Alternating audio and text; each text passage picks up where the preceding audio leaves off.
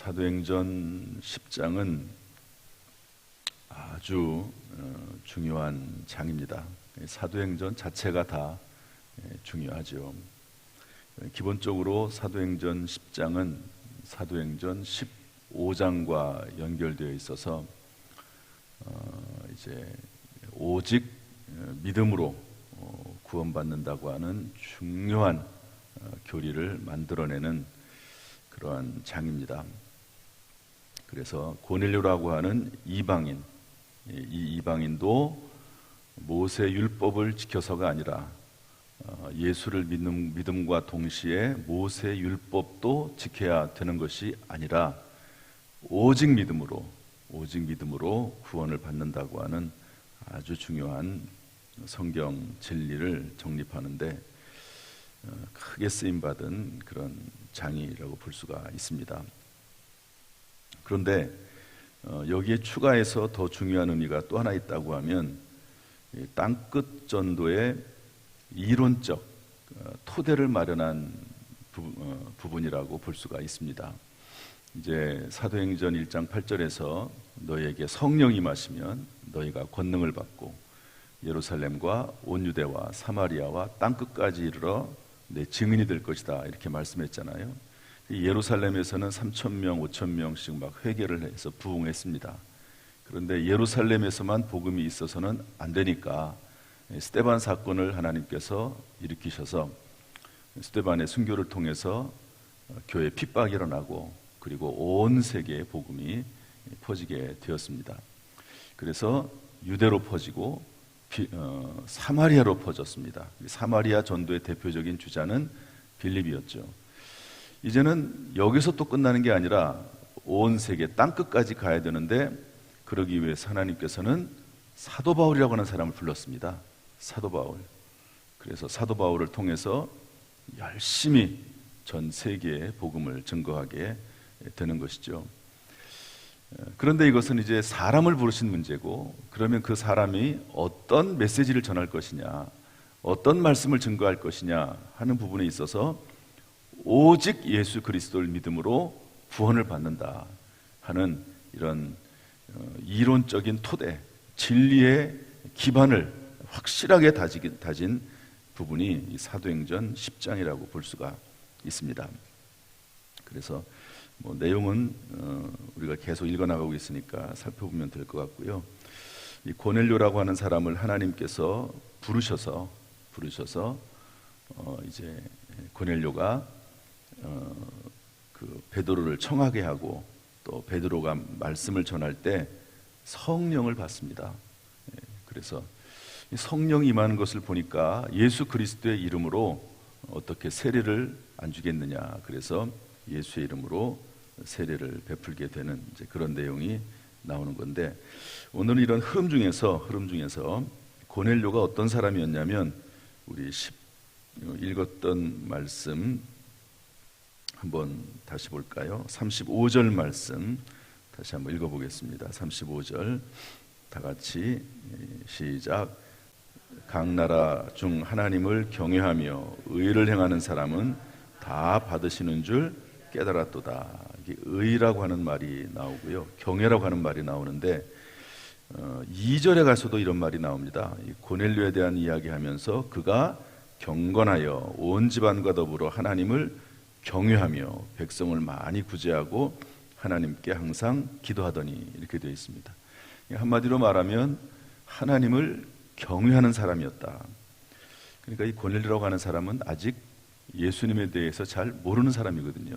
그냥 유대교, 다시 말해서 구약 성경, 또 모세 율법 이런 거에 근거해서 하나님을 섬기는 사람입니다. 그래서 구약 성경에도 구제하라는 얘기가 많이 나오고 기도에 대한 이야기도 많이 나오니까 그것에 근거해서 경건 생활을 하고 하나님을 경외하는 삶을 살았는데, 하나님께서 보시기에 참 그게 너무 아름답고 귀한 거예요. 그래서 베드로를 청하게 하고 베드로를 통해서 세례받게 하고 또 성령을 받게 하고 했다, 은혜를 베풀었다 하는 건데, 이렇게 하나님의 은혜를 입을 만한 그런 모습이 무엇이 있을까?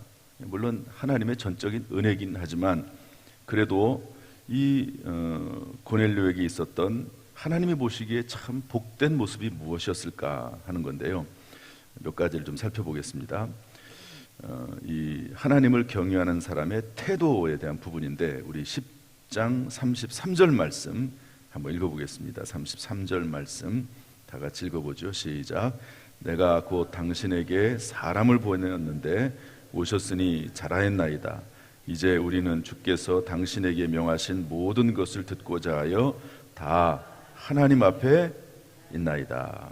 한번 따라합시다. 하나님 앞에 있나이다. 베드로가 왔는데요. 베드로 앞에 이렇게 엎드립니다. 25절에는 그러면서 하나님 앞에 있나이다. 이렇게 베드로가 말씀을 전하지 않습니까? 그러면 그 베드로의 말씀을 하나님의 말씀으로 알고 있고, 그리고 이 모든 되어지는 일을 하나님께서 하신다고 하는 그런 기본적인 마음, 자세가 있는 것이죠. 하나님 앞에 있다. 늘 모든 것을 하나님 중심적으로 생각을 하고, 그리고 하나님과 같이 동행하는, 늘 하나님 안에서 생각을 했던 사람이 고넬료라고 할 수가 있습니다. 누가 보든지 안 보든지 간에 하나님 안에서 생각을 하고 하나님 중심적으로 생각하는 사람이 고넬료였다는 것을 알 수가 있습니다. 성경에 그런 사람 중에 어떤 분이 있을까요? 요셉과 같은 사람이죠.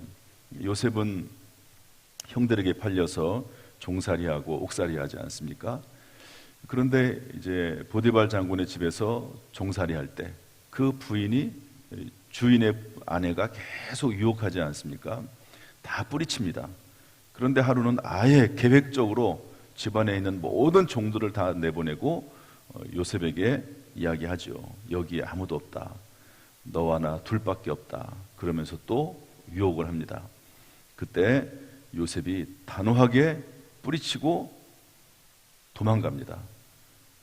하나님을 비록 그 보디발 장군의 아내는 우리 둘밖에 없다라고 생각을 말하지만 그러나 요셉은 둘밖에 있는 것이 아니죠.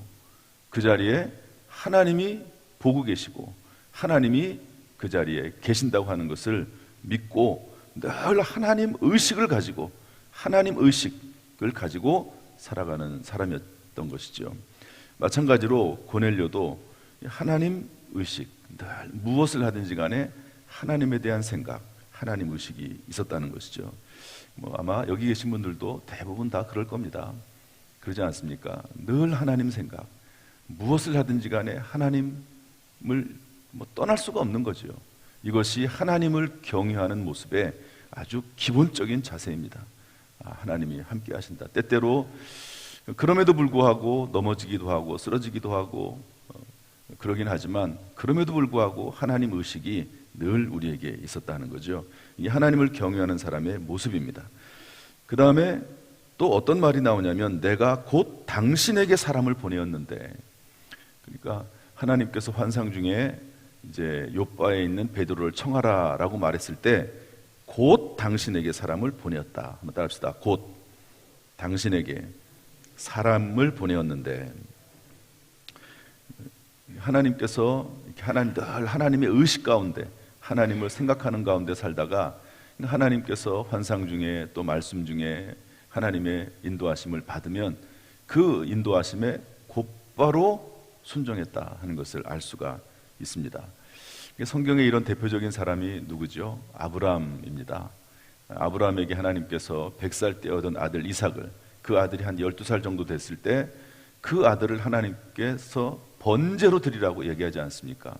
그 아들을 죽이라는 얘기거든요. 양이나 소나 염소 이런 것들보다도 아들을 하나님 앞에 제물 삼아서 드리라는 겁니다. 이게 얼마나 어려운 일이고 또 불가능한 일입니까?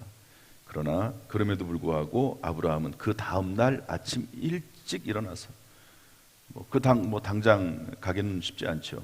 어쨌든 준비해서 그 다음 날 일찍 일어나서 모리아산으로 그 아들을 이제 제물로 드리려고 가지 않습니까? 얼마나 많은 갈등과 고민과 생각이 있었겠습니까? 그러면서 생각을 가면서 정리할 수도 있겠죠. 또 그리고 아마 그 음성을 듣고 밤새도록 잠 못 자고 생각을 정리했을 것입니다. 그러면서 뭐라고 생각을 정리하죠? 하나님께서 비록 죽은 자들 가운데서도 하나님께서 내 아들을 살리실 것이다, 이렇게 생각을 하고 그 아들을 데리고 가는 것을 볼 수가 있습니다. 하나님께서 감동하시면 또 그 음성이 확실하면 곧바로 순종하는 거죠. 물론 이제 그 하나님의 음성을 순간순간마다 잘 파악할 수 있는 성령의 감동하심이 또 있어야 되겠죠. 그래서 곧바로 움직였다. 하나님의 말씀이라면, 하나님의 뜻이라면 곧바로 순종하는 것이 하나님을 경외하는 자의 태도였습니다. 그 다음에 24절 말씀 한번 읽어볼까요? 24절 다 같이 한번 읽어보겠습니다. 시작. 이튿날 가이사라에 들어가니 고넬료가 그의 친척과 가까운 친구들을 모아 기다리더니, 하나님을 경외하는 사람들의 태도는 자기중심적이 아닙니다. 물론 자기 자신을 사랑하긴 하지만 자기중심적이 아니에요. 이튿날 가이사라에 들어가니 고넬료가 친척과, 2절에서는 온 집안과 더불어 이렇게 돼 있고, 여기서는 그의 친척까지도, 가까운 친구들까지도 다 불러 모아놓고 기다리고 있었습니다. 그러니까 자기 자신을 사랑하고 또 하나님을 사랑하고, 그렇지만 또 주변의 사람들과 함께하는, 뭐 여기 가까운 사람들을 불러 모으라, 뭐 친척들을 불러 모으라, 이런 메시지는 없잖아요. 하나님께서 베드로를 청하라고 할 때. 그런데 이 안에 무언가 하나님의 깊은 뜻이 있겠다고 생각하면서 자기 혼자만 은혜를 받는 것이 아니고 다른 사람들, 가까운 친척들, 친구들, 이런 사람들도 다 불러 모아서 함께 은혜를 받고자 하는 이런 선한 마음이 있는 것이죠. 이게 영적으로 깨어 있다고도 볼 수가 있습니다. 이것이 하나님을 경외하는 사람들의 태도입니다. 로마서 15장 1절에 보면 이런 말씀도 있습니다. 믿음이 강한 사람들은 마땅히 믿음이 약한 자의 단점을 담당하고, 그러니까 믿음이 없는 사람들을 믿음이 없다고 무시하거나 또 그 사람들을 이게 함부로 하는 것이 아니라 그 사람들의 믿음을, 오히려 단점을 담당하고 함께 한다는 것을 알 수가 있습니다. 믿음이 좋은 사람들은 이 믿음이 약한 사람들도 배려할 줄 알고 그들과 함께 한다 하는 것이죠. 이런 모습이 하나님을 경외하는 사람들의 모습이었습니다. 마지막 네 번째로 어떤 모습을 가지고 있었냐면 25절 말씀인데요. 한번 다시 읽어보겠습니다. 다 같이 시작. 마침 베드로가 들어올 때에 고넬료가 맞아 발 앞에 엎드려 절하니. 이것은 극존중입니다. 베드로가 들어오는데 그 앞에 엎드려서 절합니다. 물론 이 당시에는 이런 인사법이 있습니다. 노예들도 있거든요. 그렇지만 여러분, 고넬료는 어떤 사람이냐면 백부장입니다. 그 당시에 최강대국인 로마 제국의 백부장입니다. 100명의 부하들을 거느린 고위 장교거든요. 그런데 베드로가 왔을 때 그 앞에 엎드려서 절합니다. 참 놀라운 태도죠. 자세죠. 뭐 베드로가 예수님의 수제자이기도 하고 하나님의 사도이긴 하지만, 그러나 사람이거든요. 그러지 않습니까? 베드로도 허물이 있고 실수가 많은 사람입니다. 그러나 그럼에도 불구하고 하나님께서 청하라고 했으니까 하나님의 종으로, 하나님의 사자로 알고 베드로가 들어올 때 발 앞에 엎드려서 절하고, 그리고 쭉 내용 설명을 다 한 다음에 우리가 지금 모여서 다 하나님 앞에 있나이다, 그렇게 얘기합니다. 그러니까 베드로가 말씀하는 것을 베드로 사람의 말로 받지 아니하고 하나님의 말씀으로 받았던 것을 볼 수가 있습니다. 참 이 고넬료라고 하는 사람은 참 독특한 사람입니다. 하나님을 경외하는데 하나님 앞에 있나이다, 늘 하나님을 인식하며 살아가고 주변 사람들과 함께 은혜 받기를 원하고, 그리고 하나님의 사역자, 하나님의 종에게 진심으로 존경을 표할 줄 아는 그런 모습을 가지고 있음을 알 수가 있습니다. 대사가 있죠, 대사. 그러니까 외국에서 이제 대사를 파견해 가지고 그 나라에 이렇게 있지 않습니까? 그러면 그 대사는 물론 이 나라의 법의 지배를 어느 정도 받긴 하지만 함부로 할 수 없습니다. 왜냐하면 그 대사를 보낸 그 나라의 법에 또 지배도 받거든요. 함부로 그 나라 사람이라고 볼 수가 있습니다. 그러니까 함부로 할 수 없거든요. 그 나라가 만약에 강대국이면 강대국일수록 더 함부로 할 수 없습니다. 그런데 우리 모두가 물론 다 하나님의 제사장이고 하나님의 사도이긴 대사이긴 하지만, 그러나 또 하나님께서 교회의 리더로 세우신 사도, 우리 교단법에는 그 교회의 담임 목사를 사도 곧 담임 목사를 도와 이렇게 되어 있습니다. 교단법에. 그러니까 하나님이 세우신 사람으로 존중해 주는 것, 이것이 믿음 있는 사람, 하나님을 경외하는 사람의 모습이라고 볼 수가 있는 것이죠. 이런 고넬료를 하나님께서는 참 귀하게 여기셨어요. 경건하고 하나님을 경외하고 백성을 구제할 줄 알고 항상 기도했던 이러한 고넬료. 그러나 한 가지 부족한 게 있어요. 2% 부족한 게 있다. 그건 뭐냐면 예수 그리스도. 하나님, 구약적인 하나님으로 섬기긴 하지만, 그러나 하나님 의식도 있지만 예수 그리스도, 하나님의 아들 예수 그리스도에 대한 믿음이 없는 거죠. 그러니까 베드로를 하나님께서 보내시고 베드로를 통해서 말씀을 전하는 가운데 세례받고 성령 받게 하는 것을 볼 수가 있습니다.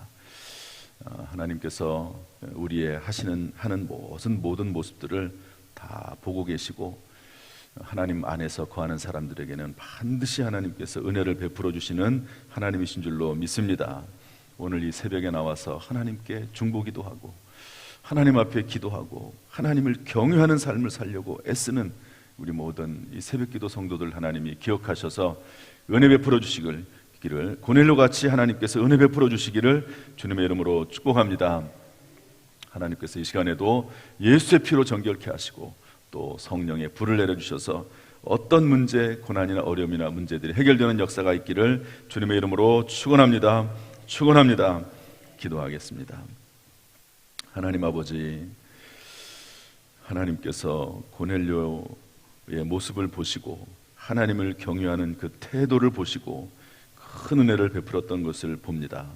오늘도 이 새벽에 나와서 하나님 앞에 기도하고 하나님을 경외하는 우리 모든 성도들을 하나님이여 기억하시고 불쌍히 여기시며 은혜 후에 은혜를 더하여 주옵소서. 하나님 아버지, 주의 은혜가 참으로 충만해서 어떤 문제, 어려움이 있다 할지라도 해결될 뿐만 아니라 하나님을 더 깊이 섬길 수 있도록, 더 하나님 앞에 감사함으로 섬길 수 있도록 늘 하나님께서 우리의 마음과 생각을 주관하여 주옵소서. 오늘 하루도 하나님의 영이 우리에게 늘 충만히 임하고 성령의 은사를 부릴 듯하게 임하는 우리 모든 성도들 다 되도록 은혜 베풀어 주옵소서. 예수님의 이름으로 축복하며 기도하옵나이다. 아멘. 이제는 우리 주 예수 그리스도의 은혜와 아버지 하나님의 무한하신 사랑과 성령님의 교통하심이 오늘 이 시간 주의 전에 나와 예배드리며 기도하며 찬송하는 우리 모든 성도들 한 사람 한 사람 머리 위에, 또 실시간을 통해서라도 이후에 이 말씀을 듣고 하나님을 경외하기를 소원하는 또한 그러한 삶을 살아가도록 도우시기를 간절히 축원하옵나이다. 아멘.